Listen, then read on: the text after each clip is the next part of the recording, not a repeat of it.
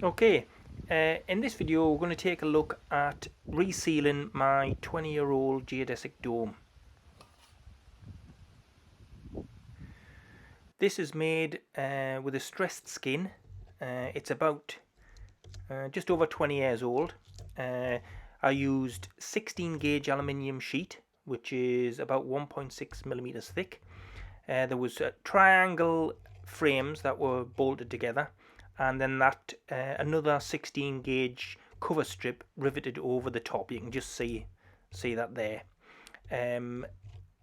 The first year I just used paint on it, but it didn't really seal great because it's the corners and that on a geodesic dome are pretty difficult to seal, so you really have to treat the whole thing like a roof.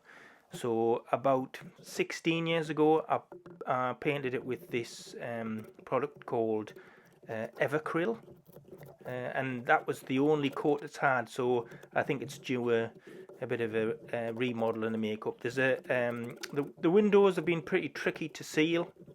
I do like the bubble windows, but I might at some point have to change them for something different.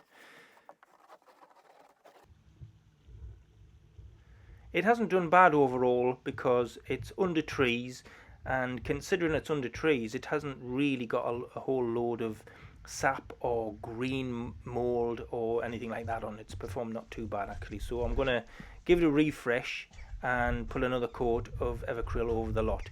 At some point in the future I might change the bubble windows because they're single glazed and they do get a little bit of condensation.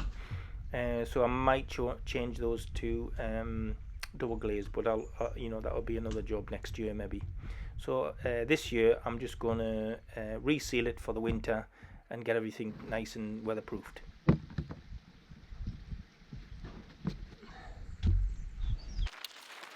I'm literally just slapping this everywhere around the windows, about maybe an inch, 25-30 mils up from the bottom. In the past the Evercryl stuck totally fine to the acrylic, so I haven't had a huge problem with it not sticking or anything like that. I'm just doing the very top star today, and then later on I'll do the whole dome, but it'll probably take maybe a couple of weeks of a day here and a day there, just when the weather's fine. We've just hit October now, so I'm not expecting the weather to be great. The dome is still fully sealed. It's just, most of this is just neating things up a little bit, but there was a couple of drips in around the windows. The windows have been fairly difficult to seal. That's why I'm thinking of maybe replacing them with a new system at some point in the future. But then they're not so bad that that it's an urgent job or anything. I'm just gonna get these top sealed off for now, and then maybe next week I'll do the whole dome so that it looks all the same colour and nice and tidy. But from that view, the Evercryl hasn't done too bad because the coat before this coat was 15 years ago.